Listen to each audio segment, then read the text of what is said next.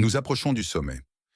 Cet épisode contient la quintessence de la philosophie stoïcienne appliquée à la transformation moderne.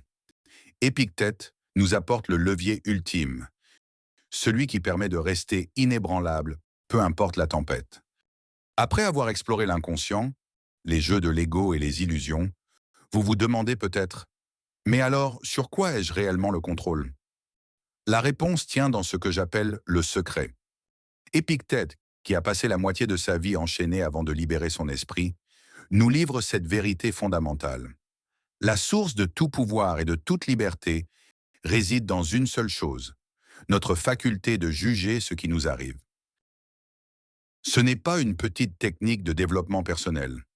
C'est la loi suprême de la psychologie humaine, la distinction radicale. Personne, absolument personne, ne peut vous forcer à penser quelque chose sans votre consentement.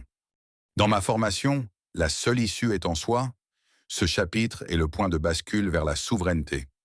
Le secret consiste à séparer le monde en deux catégories, ce qui dépend de nous et ce qui n'en dépend pas. Le temps qu'il fait, l'opinion des autres, votre passé, l'économie, rien de tout cela ne dépend de vous. Si vous essayez de contrôler ces choses, vous serez toujours une victime, un navire maintenu au port par une ancre que vous refusez de relever. Mais votre jugement, votre interprétation de ces faits dépend à 100% de vous. C'est là que se trouve votre liberté. C'est là que vous reprenez le levier. Pourquoi est-ce un secret? Parce que la société et votre ego vous ont appris l'inverse. Ils vous ont appris que votre bonheur dépend de vos résultats.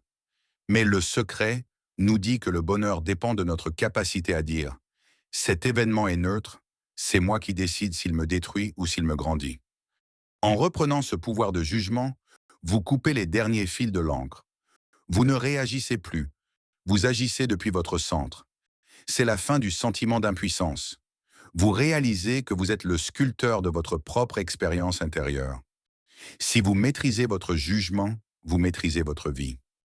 Aujourd'hui, pratiquez le secret.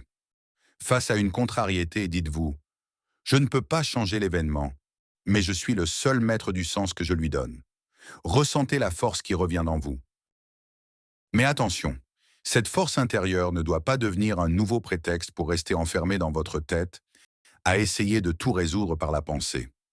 Demain, avec Søren Kierkegaard, nous franchirons l'étape ultime. Nous apprendrons à sortir de l'analyse pour entrer enfin dans le mouvement pur de l'existence. Vous voyez, vous saviez déjà, c'est ça la clarté.